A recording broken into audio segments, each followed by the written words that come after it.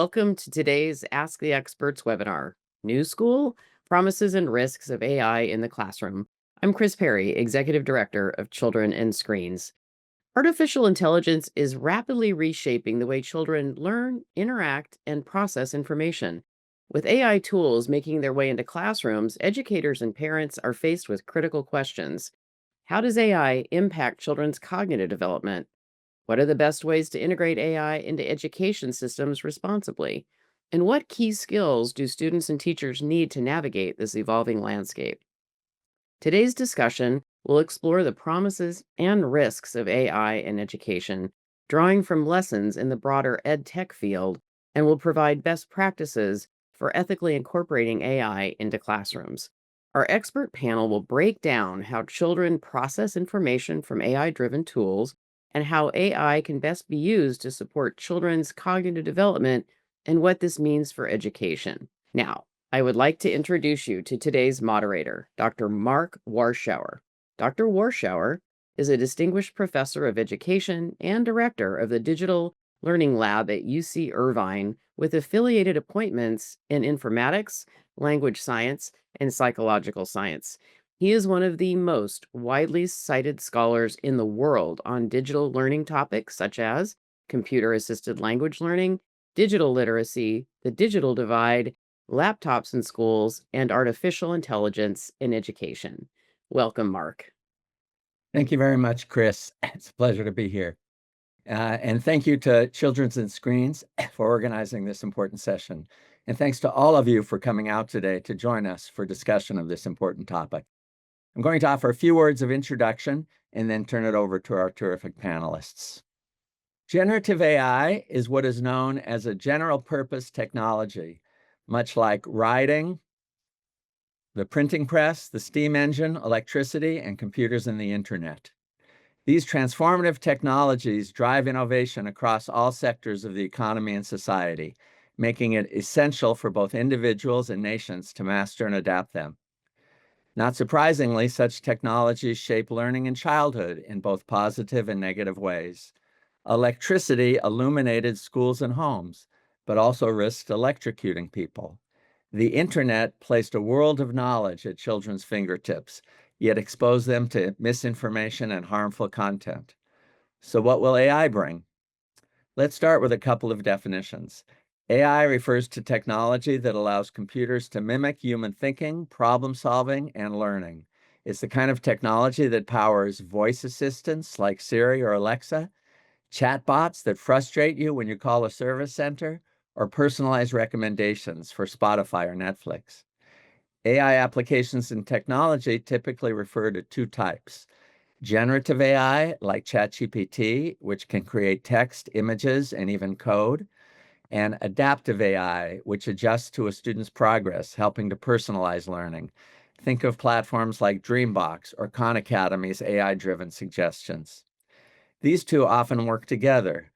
For example, the way that Khan Academy's Khanmigo provides adaptive learning is by wrapping an interface of hidden prompts into a backend that communicates with generative AI.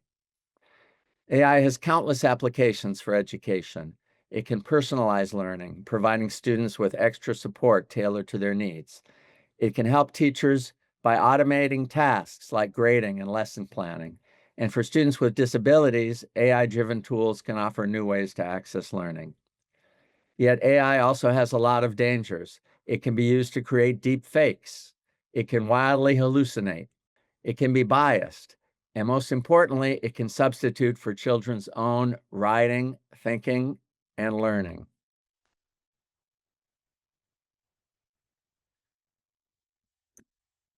Think of this quotation expressing these concerns. This invention will produce forgetfulness in the minds of those who learn to use it, because they will not practice their memory. Their trust in writing, produced by external characters, which are no part of themselves, will discourage the use of their own memory within them. You have invented an elixir, not of memory, but of reminding. And you offer your pupils the appearance of wisdom, but not true wisdom.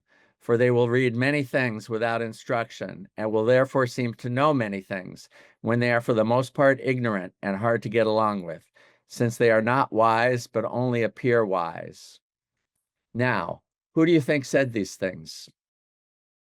Do you think it was Bill Gates, Elon Musk, Mark Zuckerberg, or perhaps ChatGPT? Take a moment to think about that. Okay, let's go ahead and look. It was actually Socrates, speaking more than 2,400 years ago, quoted by Plato in 370 BCE. And Socrates and Plato were obviously not speaking about AI, but about the invention of writing. I share this to remind you that while AI carries both benefits and risks, it is unlikely to single-handedly destroy our children's minds any more than writing, the printing press, or computers and the internet.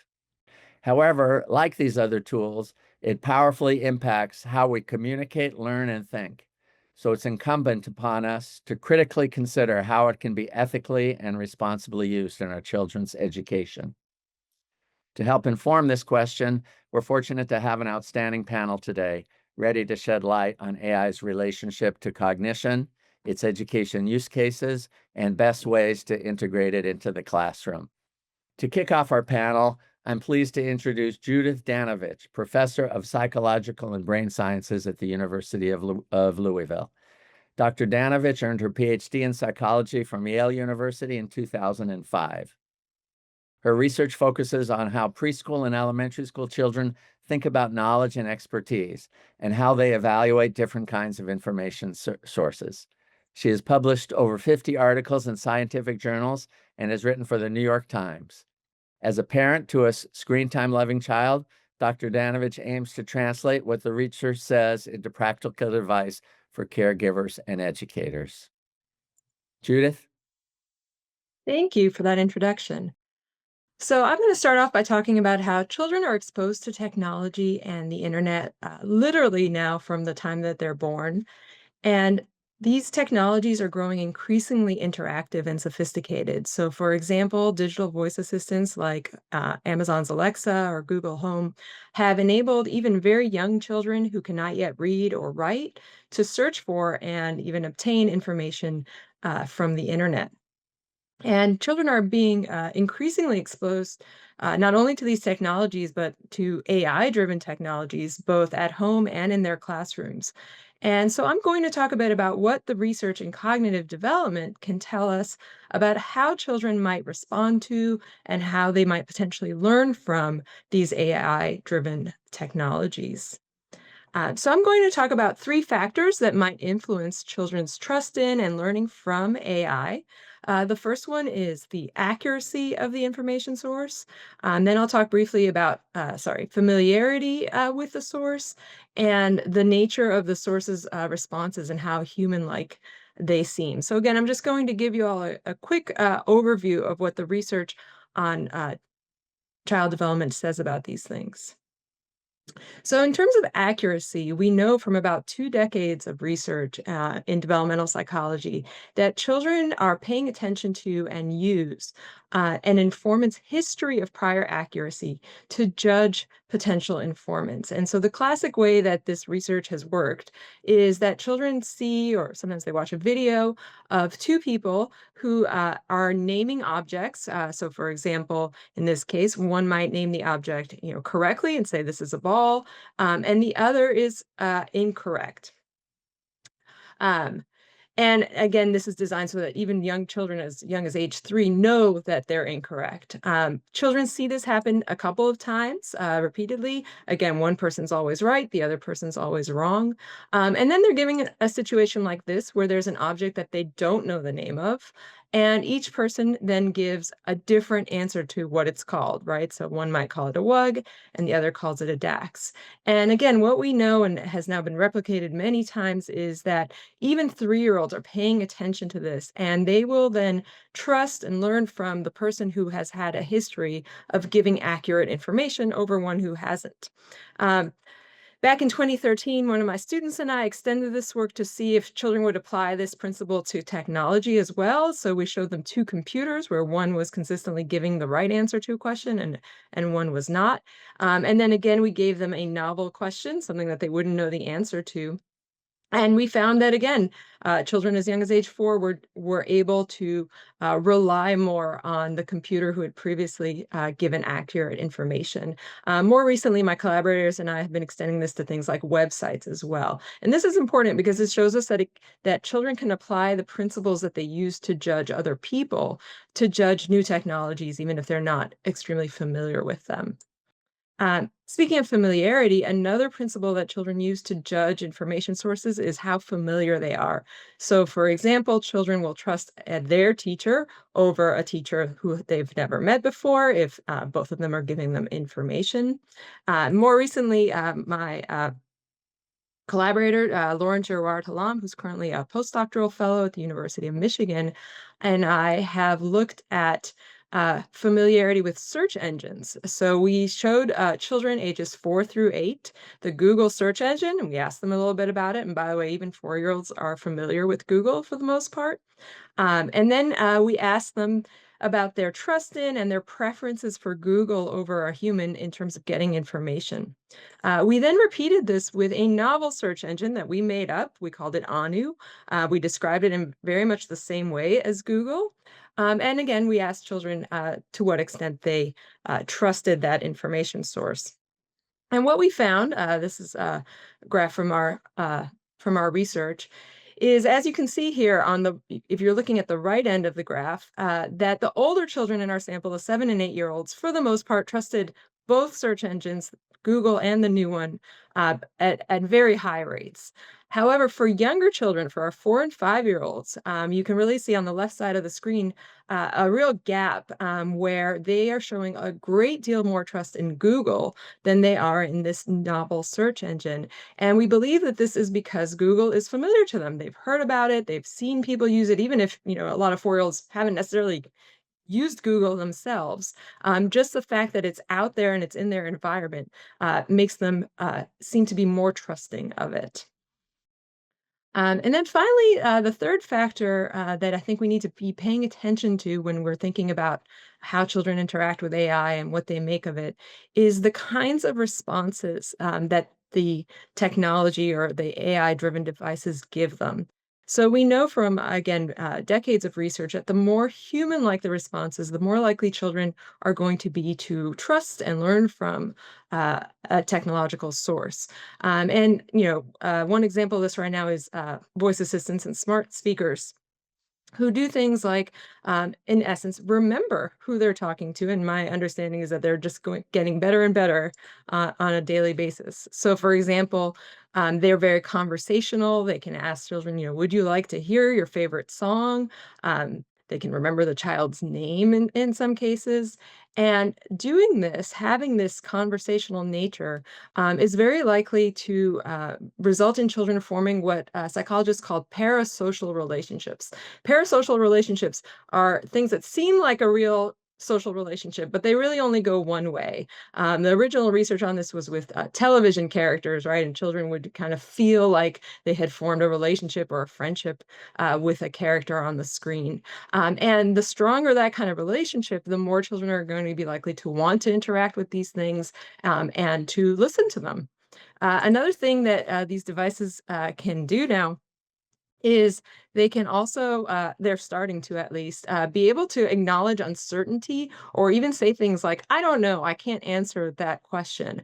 And I think, again, we need to pay attention to that because for young children, we know from research on their interactions with people, that's actually a valuable cue to reliability. So when a human being says to you, I can't answer your question when they don't know the answer, you're actually more likely to trust them than someone who has um, uh, you know, uh, confidence in their answer when they shouldn't. So, for example, someone who claims they know what's in a box even though they haven't looked inside it. Children are very sensitive to that.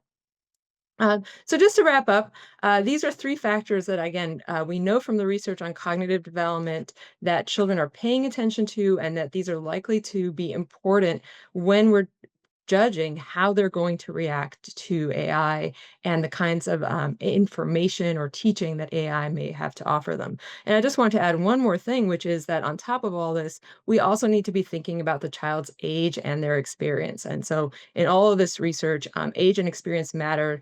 Children's judgments are changing rapidly. And again, we shouldn't underestimate the fact that even 3 and 4-year-old children are making these kinds of judgments, and are potentially having experience with AI, and we need to start thinking about that early in their development.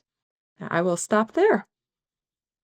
Thank you, Judith, for those very thoughtful questions. A person in the webinar had a question that's really related to the last point you made that I'd like to follow up on. So we know from things like calculators and word processing that the suitability of technology varies very much by children's age. So you hinted that age is an important point at the end, but really, at what age do you think children should start explicitly learning about AI and start using AI for educational purposes? That's a great question. In terms of explicitly learning and talking to children about AI, I actually think as early as possible. In the same way that, I think a lot of adults might think like, oh, well, 4-year-olds aren't going to know what Google is. Well, yes, they don't know what it is, but they are being exposed to it. They hear other people talking about it. And so if it's there present in the environment, I see no reason why we shouldn't start talking about it, right? Why adults shouldn't say things like, well, I'm going to use this technology. I'm going to use this AI, to solve this kind of problem because it's really good at solving that kind of problem. Or I'm not using it because it's probably not going to give me the right answer. Children learn a great deal from modeling and from parent-child conversations, and so I really believe that we should start these at home and potentially also in the classroom, very young, a lot younger than I think we do right now.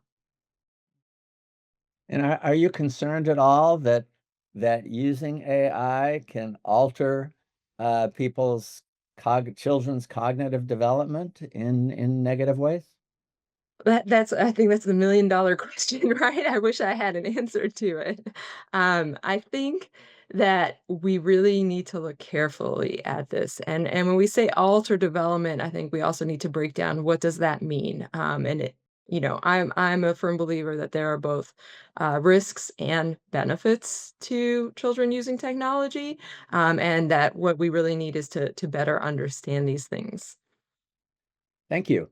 Thank you so much, Judith. Thank you. I'm going to go on and introduce our next speaker. So Adam Dubé is an associate professor of learning sciences in the Faculty of Education at McGill University. He was the 2020 McGill Faculty of Education Distinguished Teacher Award recipient, the 2021 EdTech Leadership Award recipient, and an early career fellow of the American Educational Research Association and the Society of Research in Child Development in middle childhood education and development. He investigates how technology augments the learning process with research on children's theories of artificial minds, how AI can improve game-based learning, and whether educators prefer educational apps powered by generative AI. Adam? Thanks, Mark. So I'm Adam Dubé. I'm at McGill University up in friendly Canada, and I'll be talking to you about a middle path for using generative AI for education. And when I talk about this, what I'm talking about is not being an advocate saying that we must adopt these things to transform classrooms and not being a opponent saying we can't use these things whatsoever. Instead, we need to take a critical approach to the use of these technologies and asking what is their purpose and how do we know if they are actually working. So that's what I'll be talking about today.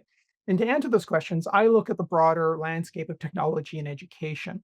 Now, new technologies have always been predicted as being able to fix education. There's too few teachers, there's not enough time. We need to engage students via meaningful learning. Unfortunately, a lot of these predictions are often wrong. On the left here are a bunch of the predictions that were made over the last decade about individual technologies that were supposed to fix education. We looked at these and found that many of them were never adopted. And if they were, they weren't adopted for 5, 7 years later from the original prediction. The reason these predictions were often wrong is that often they're driven more by companies and market forces than the realities of classrooms and of learners. Now, also, a lot of technology that we purchase for classrooms doesn't really work. We adopt technologies that aren't designed for education into classrooms. We don't require strong enough evidence that it's working before we buy it. And we don't evaluate if it's working once it's actually adopted. And so, what we need to do with technology is first off, and with generative AI in education, is we can't assume that it's going to fix education. We have to demand evidence that that it will work and that it is working once we buy it.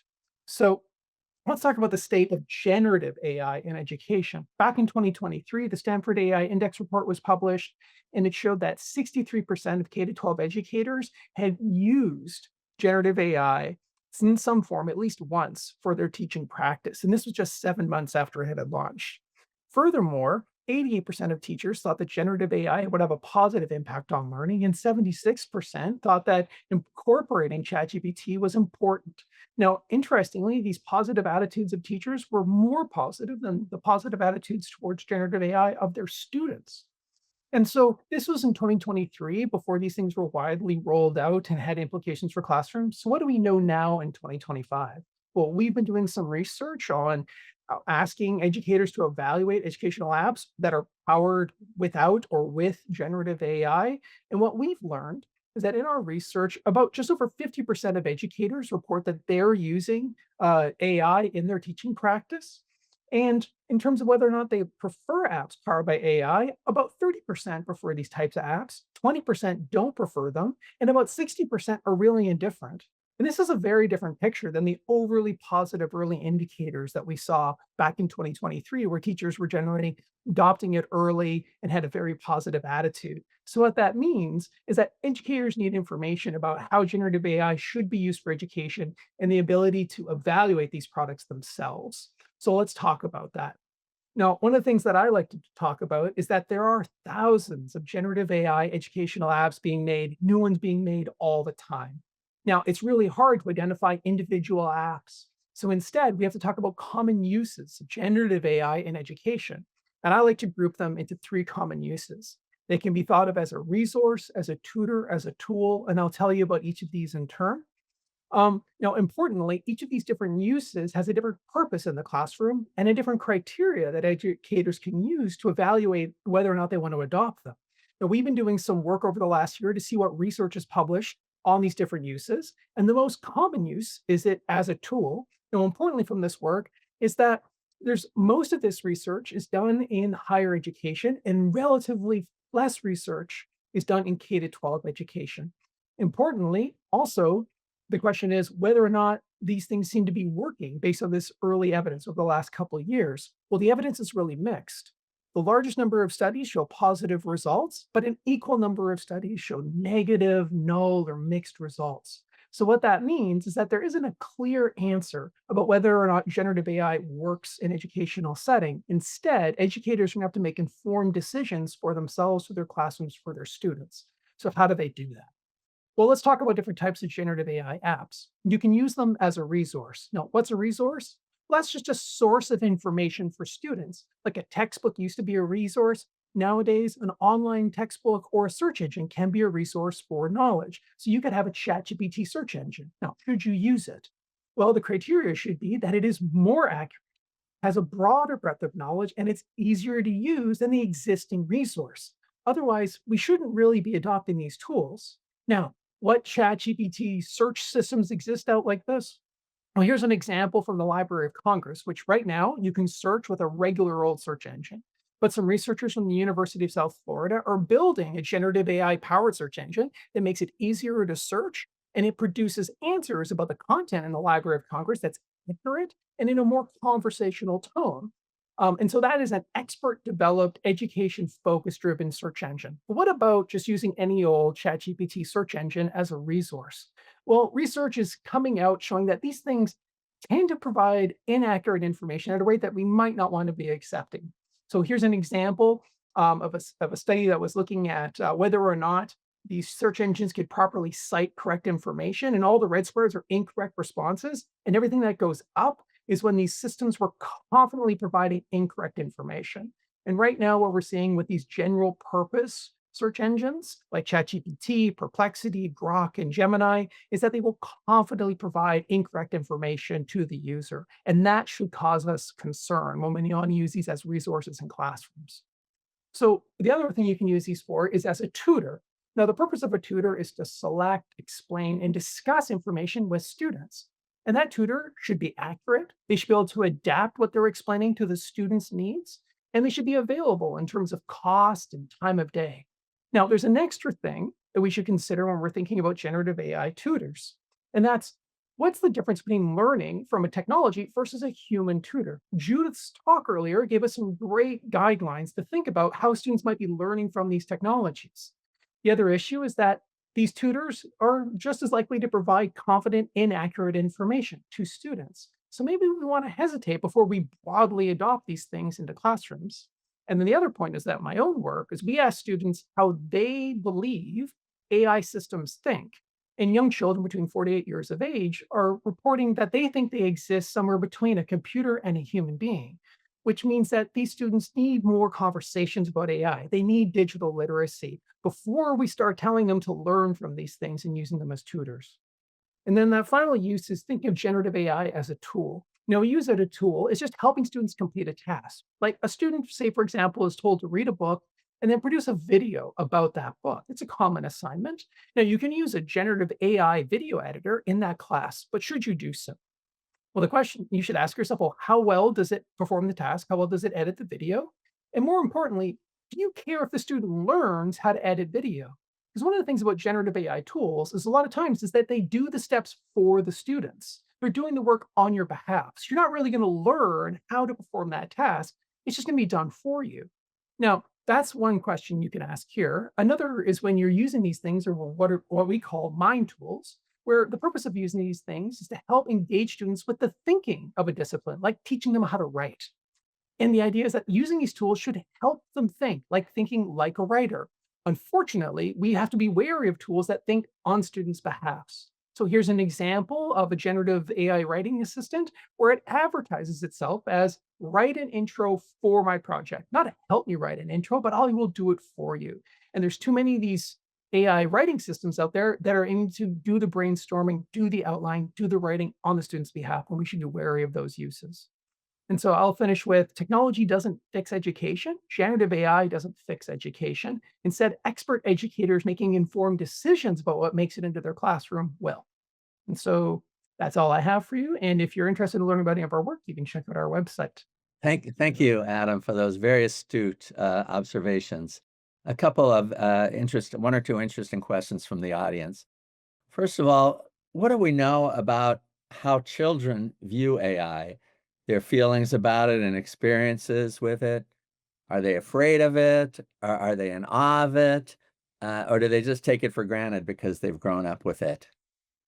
Yeah, these are great questions. And so we're actively doing research on this. And in our studies, like I was saying, children we ask them what they think AI is. Like, how does it generate answers? How does it know what it knows? And the answers they're giving us are a mix between the response, like a computer would give you an answer, like say a Google system, but it's also like a human being. And so in their minds and their conceptions, there's this sort of new sort of category of being that they're kind of creating. And that's something that we want to help them navigate. Say, for example, with Judith's comment earlier about having early conversations about these systems.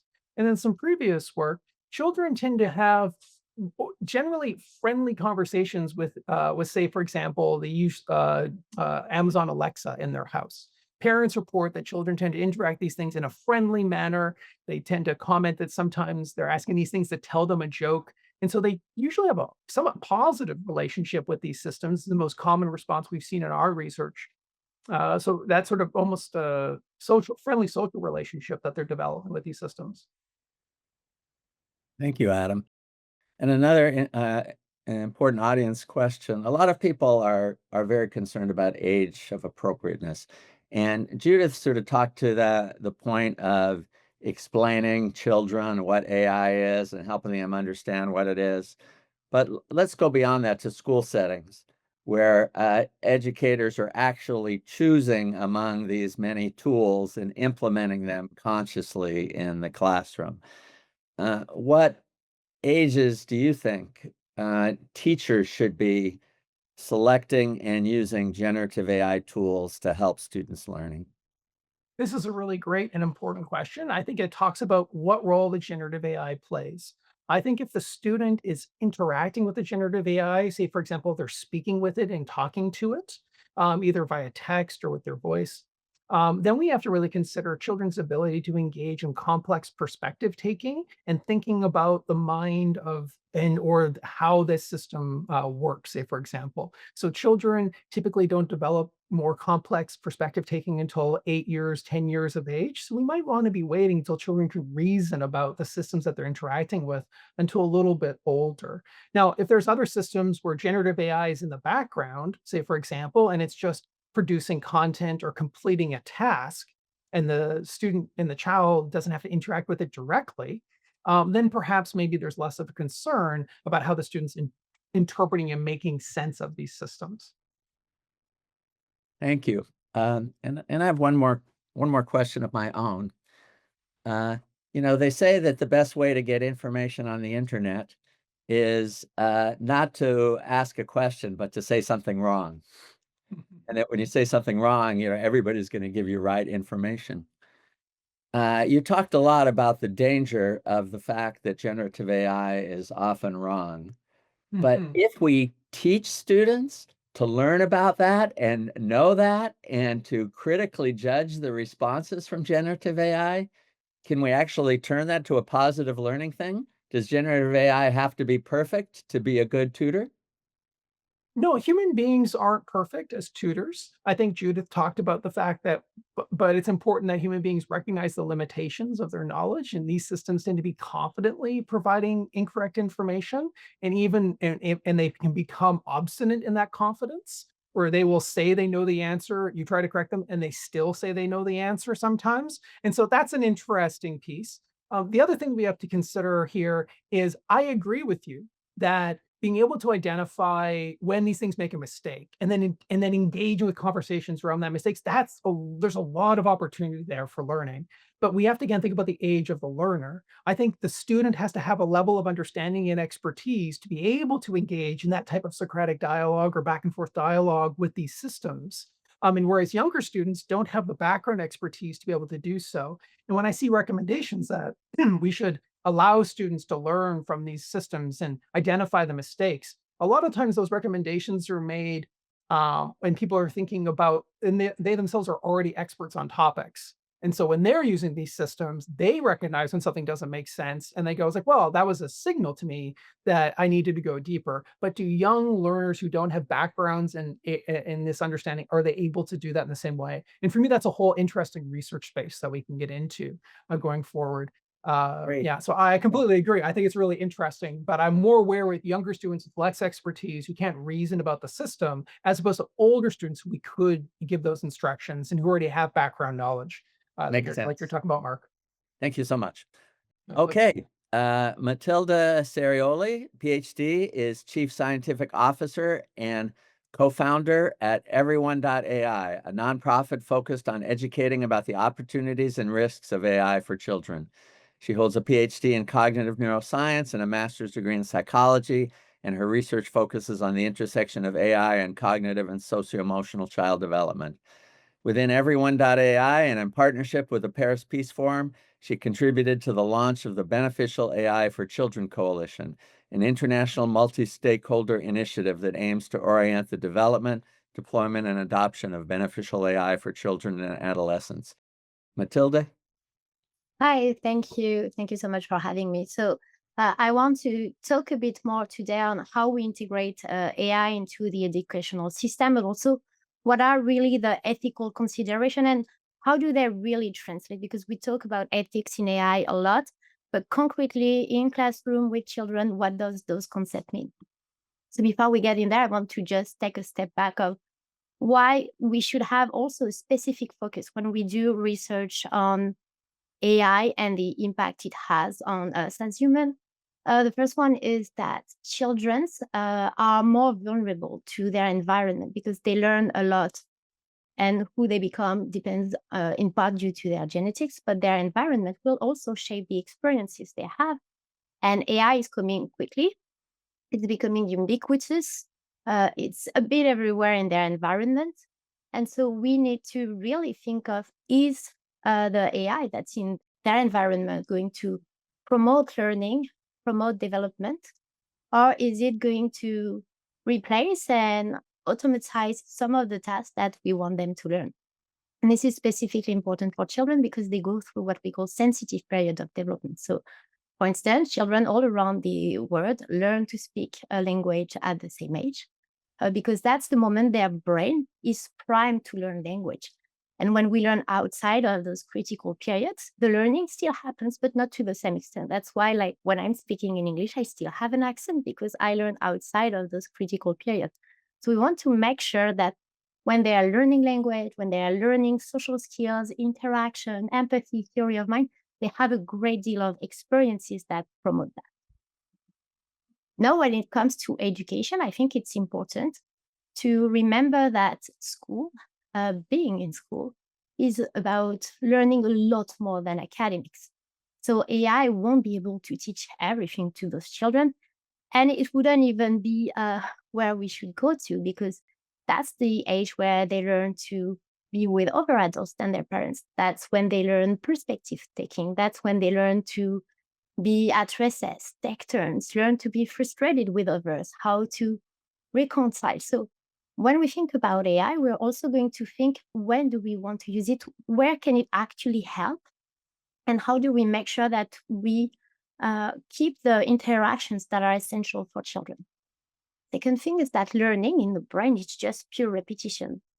You learn because you do something over and over and over again. So when we think of AI, we need to make sure that the tools we provide are actually helping children repeat in different ways, deepen their learning, and it's not doing or replacing some of that repetition. Like, we don't want the AI to do for the child, but the AI can encourage the child to do that and provide more opportunities for learning. Another thing that's going to be important is AI tend to gamify a lot. That's what we've been, because when the question is, should we have AI in the classroom? We already have a great deal of AI. Any apps that has some gamification uses some level of AI to do that and to personalize to the child. But what happens is sometimes children will be really interested in the game itself, the reward they get, and it moves them a bit away from the learning and from really like just the pleasure of learning to learn. And we have to remember, children are highly curious. They actually like and they actually enjoy learning. So we need to promote that with them. And finally, one of the issues we have right now in education with the tools that are provided is that the metrics is engagement. So it's not how much a child learns. That's not what's looked at by the companies. It's how much time they spend on there. And AI can really promote the learning by complexifying the current interfaces we have. It can also really increase engagement by making them even more attractive. So we really have to think of what children need. So that's why I think it's important to put all of this in the context of ethical AI. So it's always kind of the same principle that we see around AI, but how do we apply that to school? What does it mean? So the first one is, yes, AI should be safe, that goes without saying. But when we think of what is safe AI, there's different things. There's, of course, the content they're going to be exposed to. And there's also the type of interaction. How do they relate to generative AI? What kind of interaction do we want to see? What is the level of parasocial engagement? Like, is it something that gives them information, or does it become their best friend and confidant? That plays into what we mean by safety. It has to be child first AI, which means it's done in their best interest. So it's done, for instance, if it's a teaching tool, to really improve learning and not to improve time spent. It has to be equitable and inclusive. The goal is not to have tools that work for 50% of the class. We want to have a tool that really helps every children. And in that way, because AI can personalize, it can actually be more inclusive of some children that don't always have the resources needed to really cater to their own personal learning. And we know, for instance, like text-to-speech with AI can be a great assistive technology for some children who struggle with learning disabilities. Then we need to have an AI that's fair and transparent. And I will give you a very specific example. is that with those AI systems, sometimes they give you an output, but you don't really know how they get there. So let's say you have an AI that is grading a children's paper. You want to make sure it's actually grading the paper, the argument, the level of vocabulary, and it's not inferring things on these children based on the vocabulary used, for instance, where it can guess the socioeconomic level and then be, oh, by probability, this type of children have that grade. And so it does it based on the profile and no longer about the work. So we need that transparency and that fairness to make sure that those AI do not reproduce bias, stereotype, and actually um, increase those inequalities. And finally, one that is really important is we talk about data privacy. With AI, AI doesn't only have access to a child age, where they come from, but it also has access to how a child thinks, how it interacts, what are their preferences, what is convincing to them, what isn't, about their personality. So we really need to have systems that are very secure. And then the final one that we need to add is really we need to make sure that all those AI safeguard their cognitive and affective development. So they provide what is needed at a specific age. So kind of like the calculator for a 6 years old who's learning rapid math, counting, developing the concept of number. Calculator is not great at that age. They don't do much. But when they're in high school and they're doing more abstract concepts, it's great because they already how to know it. They already are independent. When we think of generative AI, it is the same. Like you shouldn't start learning how to write with an AI that does it for you. But the AI can be good at prompting. So I think the question come back on should we ban AI in the classroom?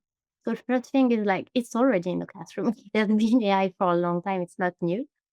And I think it would really be a missed opportunity. There's things that we can do with it that we're not able to do, but to do that well, we need to be really purposeful in what we do, on how we use those tools and who helps working on the tool. Because often what I've been seeing in my consulting work with edtech companies is they are very good at creating great apps that run well, the design is great, and we need to make sure that, and I'm almost done, uh, but we need to make sure that they actually consult more with educational experts, with neuroscientists, with psychologists, so that they can actually really deliver on the promises that AI holds.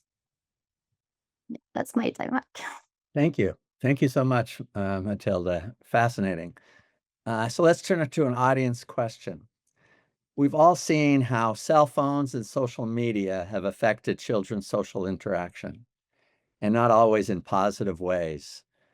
How do you anticipate that AI tools and chatbots may change the way kids socialize or don't socialize? And are there any trends we should be concerned about? Yes, and I think we've all seen examples where social media has really taken a lot of time away for children. They spend a lot of time connecting with that. We know that in some cases there can be useful uses, and it's always about who is using it, how they're using it. I think we're going to see the same thing with AI. So when it comes to generative AI apps, I think that's really like one of the concerns right now. Uh, Things like characters AI, yes, there's no doubt that they are not developed for children's benefit. And I think that's really where we need to think and learn from the mistake of the past. We know it has an impact. We know it's reshaping the way children just are in the world. And so right now we can really think, okay, we know it's impacting them. So how do we develop products that are actually creating solution to existing problem and not creating new problems that we will need later to fix? So that's really the work we're also doing with companies, because they're more aware in a way than Facebook was when they were creating those apps, of the fact that it will real life impact. So there are great ways of thinking of generative AI. Is it like challenging them? Is it pushing them in a way that's not like trying to be their best friend, to connect, to give them tips on how to be with others at an age where it's difficult? But should it become their best friends? Certainly not, because that's when they need to learn to be around others. Thank you. Thank you so much. That's really, really important point for all of us to keep in mind. Okay, I'm going to go on to our next speaker is Amanda Bickerstaff is the co-founder and CEO of AI for Education. A former high school biology teacher and ed tech executive with over 20 years of experience in the education sector, Amanda has a deep understanding of the challenges and opportunities that AI can offer. She's a frequent consultant, speaker, and writer on the topic of AI in education, leading workshops in professional learning across both K-12 and higher education. Amanda is committed to helping educators, staff, and students maximize their potential through the ethical and equitable adoption of AI. Amanda? Everyone. Well, thank you for having me on and appreciate everyone that's come before and the perspectives. I'm going to be focusing on AI literacy because we have been an advocate for really generative AI literacy for almost 2 years now. So I'm a former teacher and came to generative AI in a very interesting way. Actually, the first time I ever used ChatGPT was asking it to write a rubric. And when it not only wrote a good rubric and formatted the chart, I realized pretty quickly that this was something we're going to have to really start to understand from foundational levels. And so the first thing I want to talk about with AI literacy is that we do believe at AI for Education that AI literacy is going to be a fundamental 21st century skill. We believe that AI literacy is more akin to digital literacy and media literacy than traditional computational literacy. And we do believe this is for everyone. And what you'll notice here is it doesn't say students.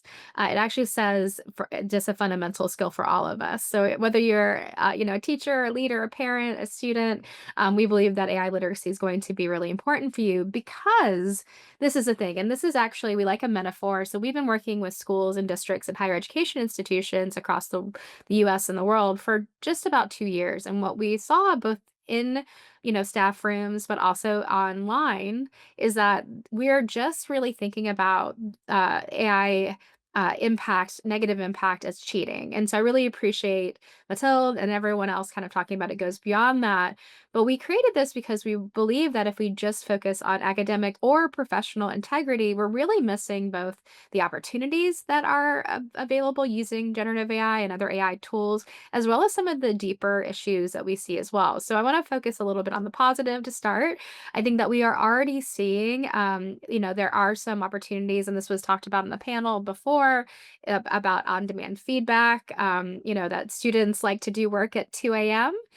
Maybe they don't like it. Maybe it's just fueled by fear, but 2 a.m. is a sweet spot for kids, and you're not going to be available as the educator or parent or tutor at that time. So being able to get on-demand feedback and know how to critically evaluate the worth of the feedback is really an opportunity that we're already seeing. Opportunities for personalized learning. We have other opportunities around creativity, assistive technology, even productivity. I do think though we don't see as much productivity yet because the technology is still very early, but these things are coming. But then on the other side, and this has also been brought up by the other panelists, is that we do have a much more complex potential impact of these tools, especially generative AI, that is going to be something conversational. It's going to be something that has been said before, creates, and it has hallucinations or inaccuracies that are part of how the technology works, actually, that can feel very, very real. And also the bots can be very confident in that, which has been spoken about. So there are some really big issues around misinformation, but also around bias. You cannot talk about artificial intelligence systems without talking about bias. These tools primarily have been trained on human data, whether it's the internet for ChatGPT or every stock photo for Midjourney. And so what happens is these tools, because they are probability machines, they actually can not only reflect biases in the training data sets, but also amplify them. And that can be very impactful. It could be, deep fakes are happening all over the world, but now more and more in schools. And so being able to recognize that we should have a do no harm mindset, but also that this is something that could be happening right now within your organization is something that we really want to focus on as a greater kind of view into the potential harms.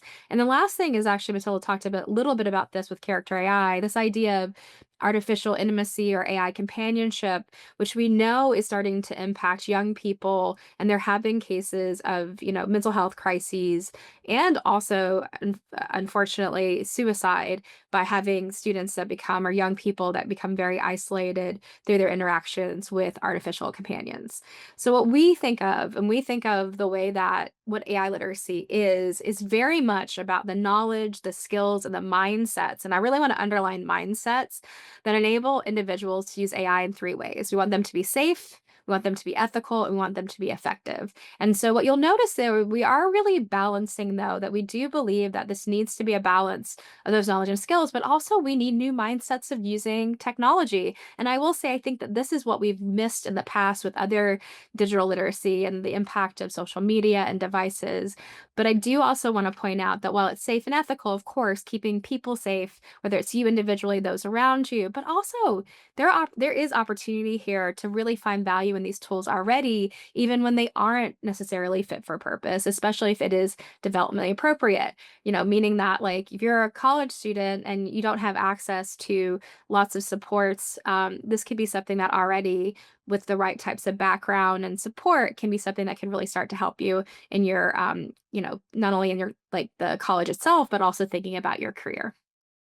So, what we believe very strongly is that foundational knowledge is understanding that AI has been around us for a really long time. We are all generation AI, but that generative AI, the entirety of generative AI, is really in the last decade, and understanding the differences between, the subset and the larger field. The role of training data, which we've spoken about in terms of bias, but also in terms of quality of outputs. And then that last thing is why I think if it, AI literacy, for especially for those that are developmentally at an age and ready to do this, is that the capabilities and limitations is by far the most moving target of this, because every day the technology changes, maybe gets a little bit better, but also sometimes gets a little bit worse as well. And then what we want to really see, though, is once we have these foundations, this like learning and opportunity, is that you are going to be able, as if you are someone that has true AI literacy, would love you to be able to use these tools in safe ways by protecting your data privacy, being able to evaluate the risk of different tools, and also maintain that healthy balance of like what is human, like what makes us special, but also in the sense of like, are we over relying on these technologies, whether in academics, profession, or also in, that kind of the social, emotional component as well. The second is about ethics, maintaining academic and professional integrity. Like I said, this is for everyone. We love transparency. So if you're using generative AI as an adult, we'd love you to be able to share that and really normalize it. The awareness that it goes beyond, there are lots of ethical issues. Pretty much every single Gen AI model or tool, like major model, is being sued right now by multiple, artists, writers, newspapers. And so understanding that, or even, climate is something important. And then that do no harm mindset. Some things might seem really fun, but they could be pretty harmful, especially around, let's say, a deep fake. You think you're making a funny image of your teacher, and then that now gets taken out of context, and that teacher could be in trouble. And the last thing is really thinking about the effective use, that opportunity of centering human originality.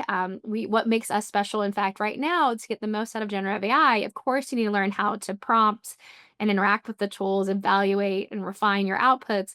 But also, like, if you're an expert in something and you lean into the tools as a way to augment you, you're actually going to see a lot more value than just something that is, you don't know a lot about. And so there's a real opportunity here to augment what we love doing, what we care about, as well as starting to offload maybe those things, especially as we get older, that take away from our flow state. And we're not talking about replacing the learning, but once we've done the learning, how can we support these tools to actually allow us to really focus on what we want to focus on?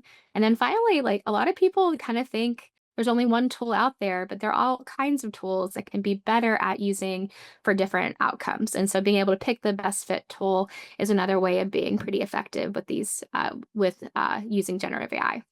So the last thing I'll say before I wrap up is that we know that students are using generative AI. The research shows that, it's, in fact, ChatGPT has come out and said that students in the US are the largest single demographic using ChatGPT.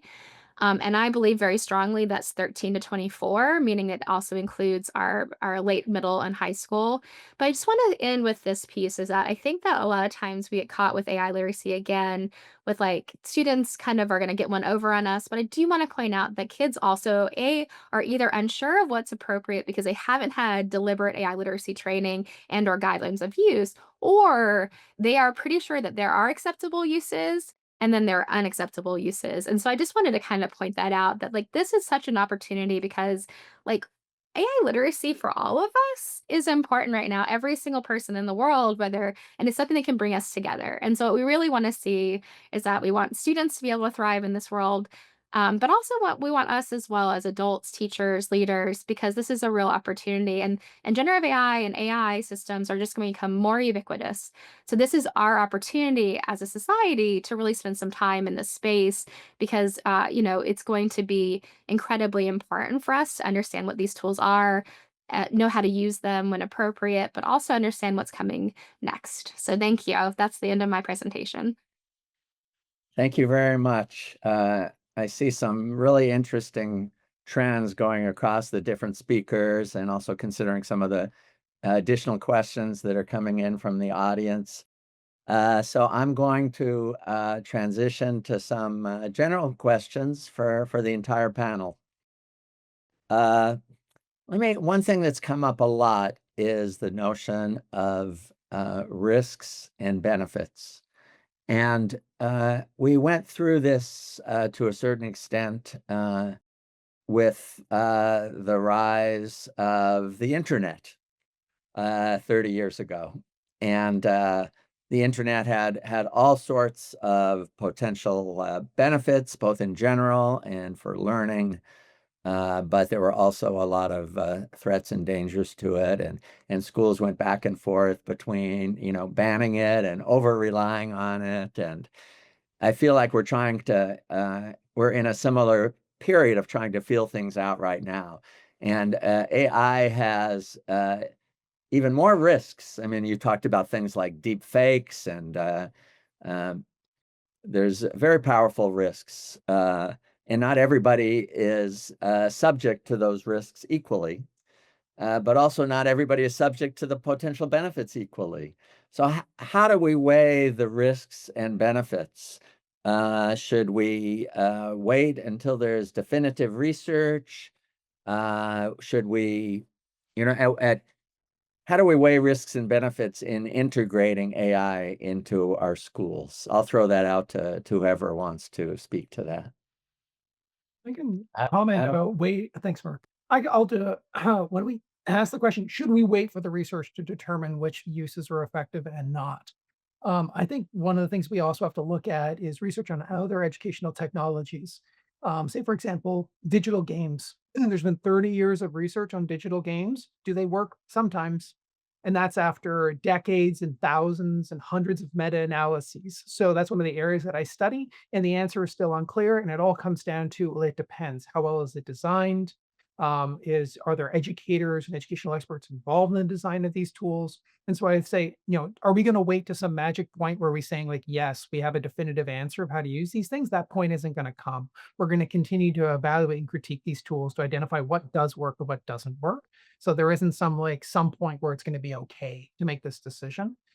So I think that's an important mindset. And so what that means is that at the present, we have to be critical about what are the risks that we understand right now of using these tools. Say, for example, what do we know is likely working right now or is likely not working right now? And to empower, say, for example, in education, those people who are, closest to educational practice to make these decisions. So I think a lot of these decisions should come from educators themselves, enabling them to make decisions about the tools in their classrooms. And the risk that we have is that instead, what happens is that a new suite of tools are just, unloaded onto classrooms. Where, say, for example, a classroom that has Google Classroom for the entire school, and Google just turns on Google Gemini, and so it's just available to everybody. And all of a sudden, all the teachers just have to adopt it because it's there. And so I think we need to resist that a little bit and instead enable educators to make decisions based on what they think, based on their expertise as teachers, is will work for their students. Just as a counterpoint, I do think a really fascinating moment right now is that this is the first time in human history where the best technology, the newest technology, is primarily available for free, and in some cases without bandwidth. And so I do think that there are some significant opportunities to think about with, every single model maker, because of competition, is putting those out, and we do see some really interesting things happening in entrepreneurship and regional and global south, like, and I think that that's where it gets pretty interesting. I think that where the risk and comes in is if we just release, we can, like, ChatGPT was released as an experiment and became the fastest growing technology in terms of consumer use ever, right? 5 weeks to 100 million users. We're now at 400 million monthly users just with ChatGPT. Snapchat AI, guys, we talked about kids, 150 million users use Snapchat AI. And so I do think that what we need to do is, like, we can't keep going like we've going, where we think that you even understand the risks and benefits without taking time to intentionally talk about what AI and generative AI are and are not. And I think that that's where I get a little bit worried. And it's the great thing is I think that there are starting to be, at least state level in the US and also in the EU, these areas of focus where AI literacy is being, like, understood as a requirement. And I think that that's where we're really hopeful. But I don't think that we can just do this laissez-faire. It gets released and it keeps getting better, and we're just there to, like, try to figure it out. Like, a teacher that has 5 preps and 125 students, how are they going to have time to do that without support, time, and, and better tools? Yeah, and I can add on to that and really think when we want to see how we can use AI in ways that are beneficial, we're not always clear among ourselves, and there's a lot of research being done, but it's difficult to have a global picture. And that is part of the work we want to do with the international coalition we've launched in February, where we're putting governments, because they're the one who are adopting educational strategies. We have 12 governments in there. We have companies like OpenAI, Anthropic, Google, that are really coming there. And we have a lot of, thankfully, nonprofit and NGOs, including UNICEF, UNESCO. So we have a lot of people around that table who are like, okay, how do we make sure that we don't repeat those past mistakes, and that when we are developing those tools, we don't wait for regulations that will take anyway too long to come. Um, and that we think ahead of, okay, if we're using a tool for a child, first, what does it mean that it's beneficial? How do we make sure it's actually what we want to see, so that the tools we create, the promises we make, we are able to deliver? So they, honestly, for working with them, there's a lot of things that they don't know. So we need to also really centralize the knowledge of how do children trust AI? What are the specific we should have about AI in education? What it looks like, the limitation we see right now, to really also create a network of knowledge within those companies and within the governments, because they have to regulate on AI and on children.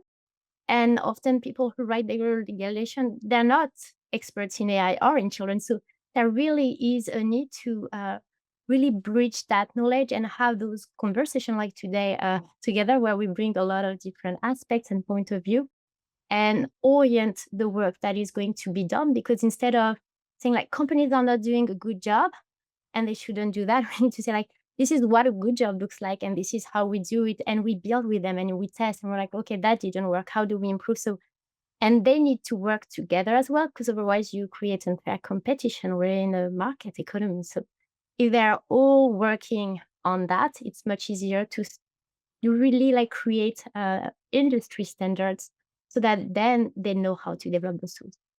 Thanks. And I think related to all of this is the role of parents.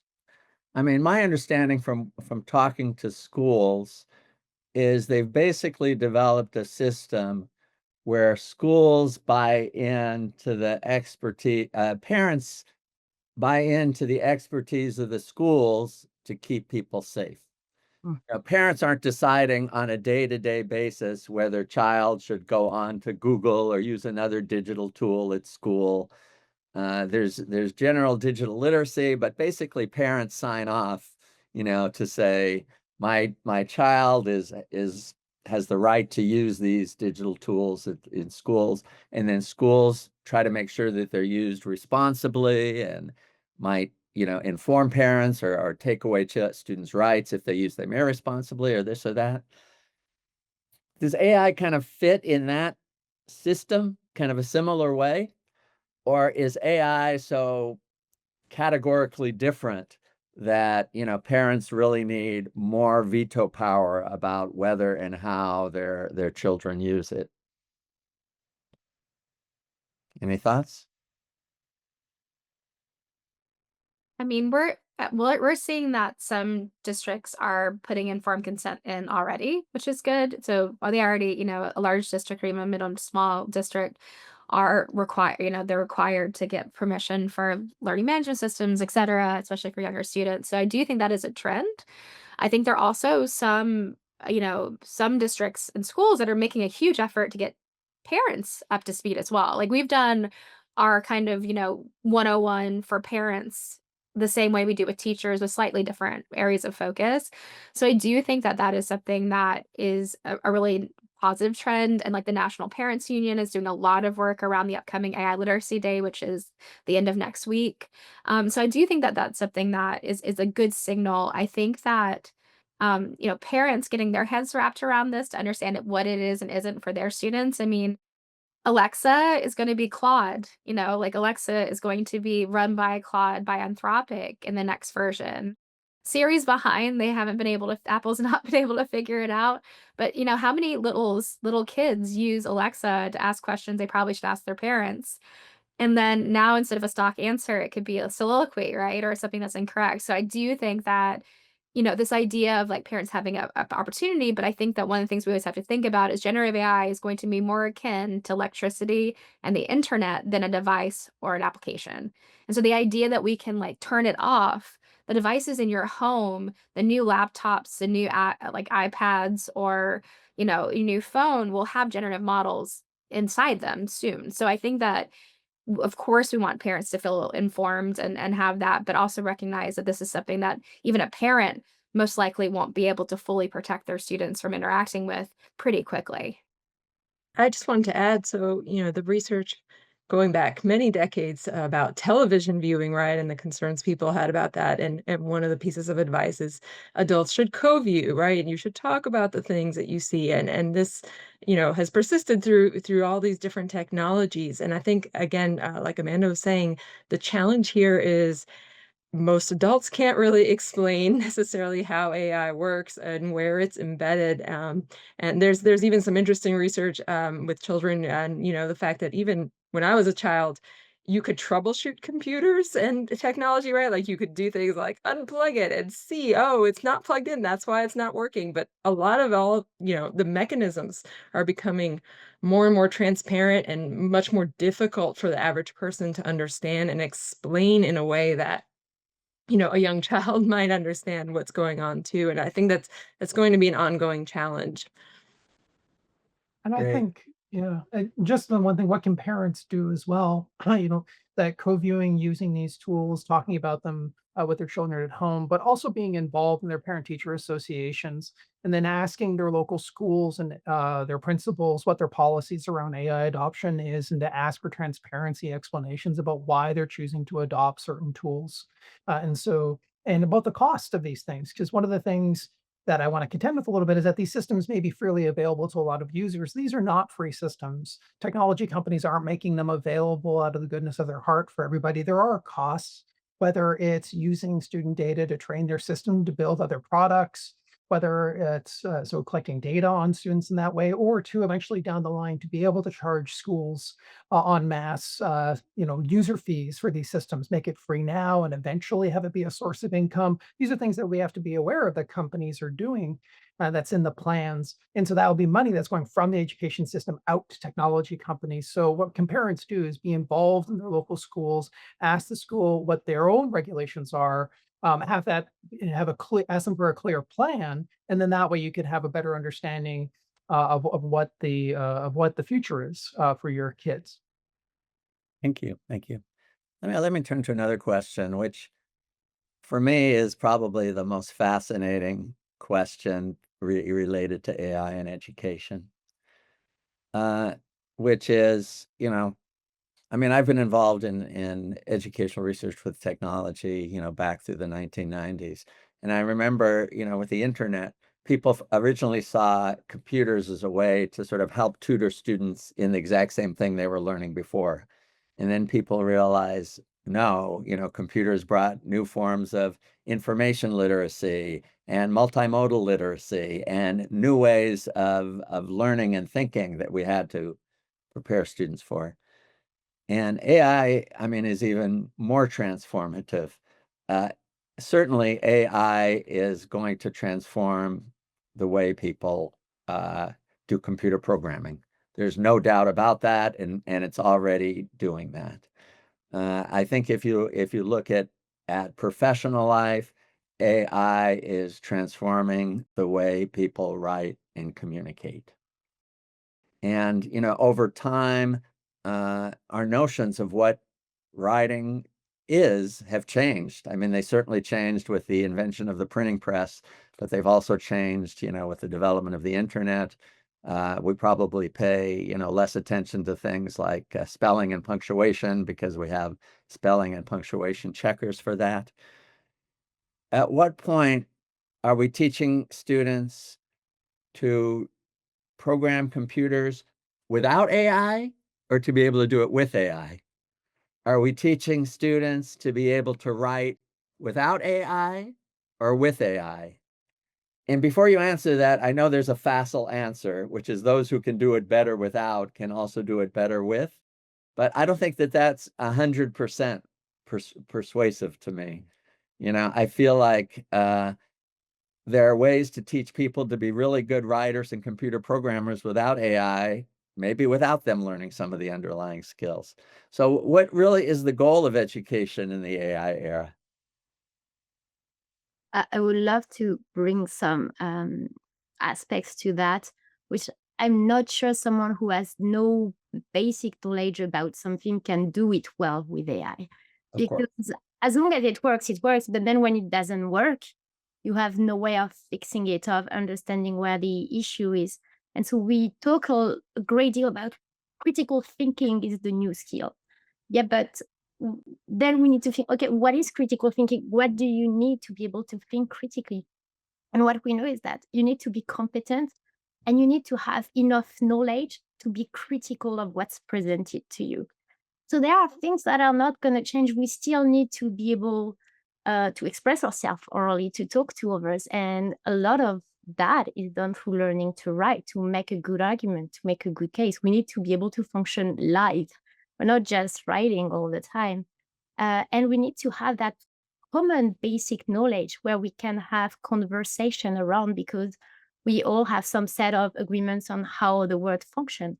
And that basic knowledge is also the foundation of our social skills. How do we interact with others? What is the common structure that we have to relate with others based on the basic agreements we've made around knowledge? So thinking that children don't need to know all those things is not that true. Sometimes I see things like, oh well, they don't need to learn the name of the countries anymore because they can find it on the internet. Yes, but you still need to know there's a lot of countries to be able to look for it. And there's really that notion that you don't know what you don't know. So when you're even unaware that there are things to know about a topic, you can't have a good understanding of what you're missing. And you can't have that aspect that is critical. So I think we still need to really think now in education, what are the basic skills that we need as humans to function as a society together? And that shouldn't change with AI. We know that for memory tasks, if we tell people that they can store it in a folder in their computer or that they won't be able to access the information that's given, people really remember not the content, but where it's stored in their computer. So we put strategies in place as humans to make it faster, to make it quicker for us.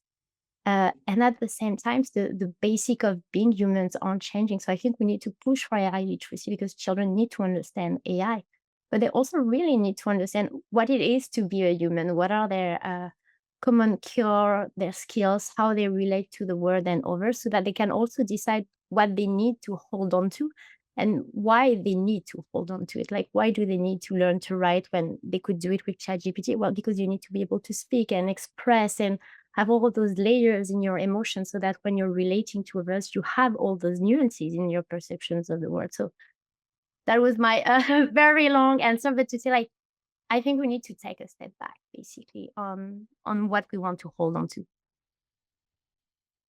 Yeah. Adam? Yeah, I think one of the things we can make, what is the purpose of education? Not just a small question, within that. What it should not be is that the purpose of education shouldn't be to just prepare our students for the workforce of today. That shouldn't be the goal, because then that would answer the questions like, well, do they need to learn how to code? It's like, well, maybe we should be teaching them prompt engineering. Well, maybe they don't need prompt engineering. Maybe it's, and then there's this ever-changing answer of what skills they need right now. What's the purpose of education? To enable our children to meaningfully engage with, understand, critique, appreciate, and contribute to our society. And then that comes to, okay, what skills do they need to learn? When we ask about writing, what's the purpose of writing? Is it just to impart information to others, or is it to communicate with another human being? And then we can ask, what is the role of things like ChatGPT in producing those two different type of outcomes? If I'm just writing a quick email, or it's trying to get 3 key points out to somebody, maybe there's roles for these automated systems in that context. But if I'm trying to communicate a message with another person, a family member, somebody at my workplace, and then that's somewhere I have to be taught how to be able to engage and convey my ideas to another person to effectively have them understand what I want them to say. And so that helps us make these decisions about what skills we want students to learn, and what we want them to practice, and maybe when we should use these tools. Fantastic.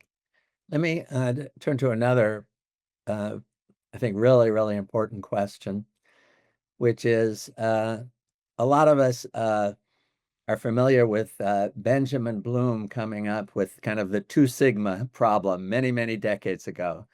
The idea that this was exaggerated, it was never really proven, but the idea that individual tutoring is so powerful that it can be, 2 standard deviations better than all other types of learning. Now, again, there was some exaggeration there, but we do know from research that, for example, one of the best ways to learn how to write is to have individual coaching sessions with a skilled teacher who can sit down with you, go over your writing, discuss it with you, etc. And the problem is that teachers are not able to give that kind of 24/7 individualized support to students.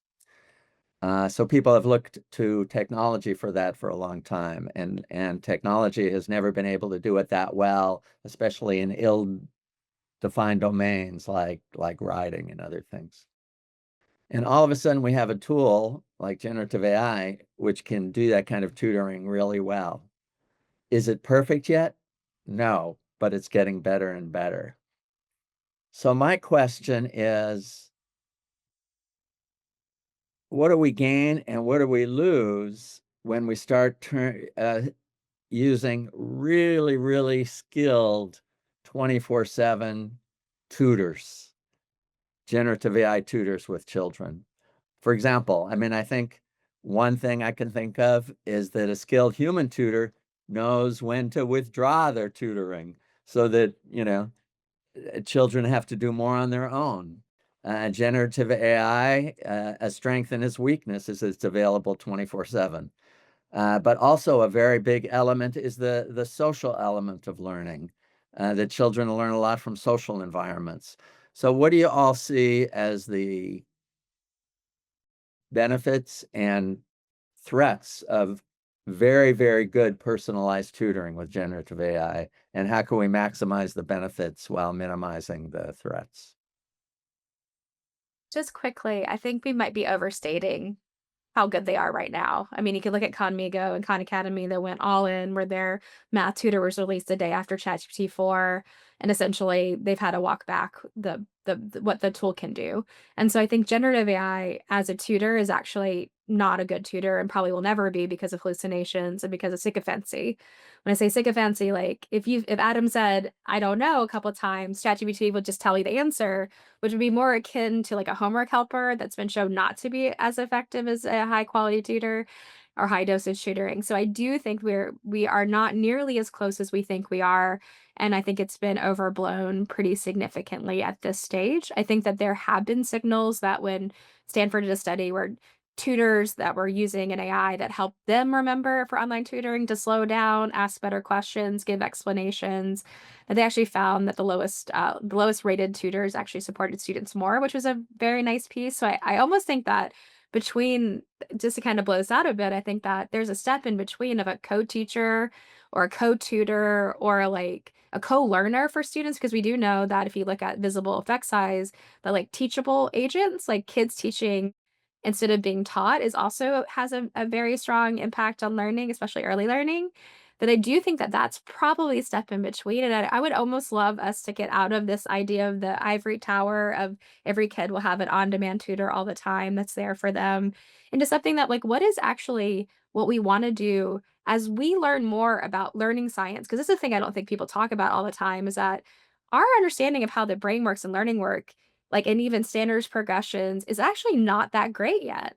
And so the opportunity of artificial intelligence as it advances is we're going to know more, hopefully, about learning over the next decade than we have before. But I think there's incremental progress that if we look at what the actual needs of students are and teachers and then what the technology can do in this medium term, I think that's where we can start to really see some meaningful change instead of putting all our eggs in this basket that generative AI is going to be able we're going to be able to figure out inaccuracies and all these things. And so I think that that is where I would like to see us going because I do think it's possible, but it's definitely not right now. Seems like it's even if general intelligence comes out, it's not going to be that good at what we need it to be because pedagogy itself potentially isn't strong enough to be able to have a model know how to do that. Yeah, and I like to reiterate some of those ideas. This assumption that these systems are going to be able to be effective tutors, we have to question it, and we can't. I don't think we should be putting it out there as a natural end state for these systems, where because then that's using arguments. It's like, well, we'll adopt it now. It's today's the worst it's ever going to be, so it's going to get better, and that recommends certain types of uses and practices that we maybe want to avoid. So instead, really looking at how these things exist now and how well these companies are able to understand the practice of teaching.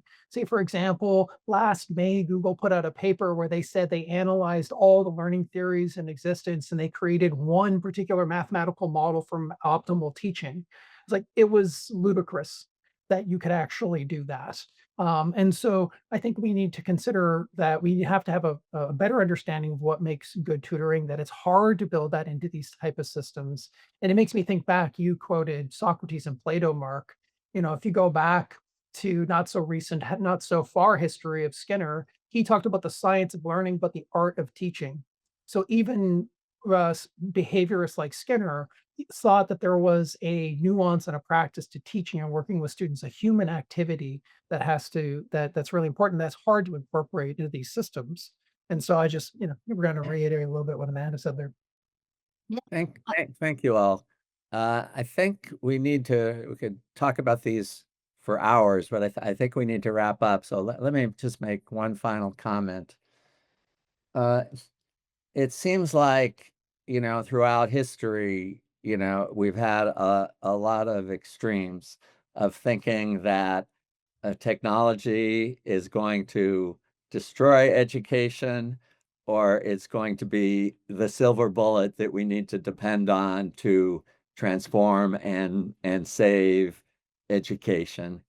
And what I hear from this panel is a healthy, critical, reflective, balanced approach, and that we're probably going to be steered in the wrong direction if we try to go either extreme. But we learn from what we know about television, what we know about books, what we know about social media, what we know about anything, which is it depends on how it's used. And so there's probably not going to be any any way to any shortcut to continuing to think critically about these things, reflect on them, like we've done in this panel today. And I think this panel has been very helpful for my journey in that. And I thank you all for sharing your thoughts. And I'd like to turn it back to Kris for her final thoughts. Thank you, Mark, and the entire panel for this thoughtful discussion, providing the knowledge and strategies parents and educators need to navigate AI in the classroom with confidence. If you found today's webinar insightful, help us keep the conversation going. Your donation supports Ask the Experts webinars. Just scan the QR code on the screen or visit childrenandscreens.org to give. Thank you.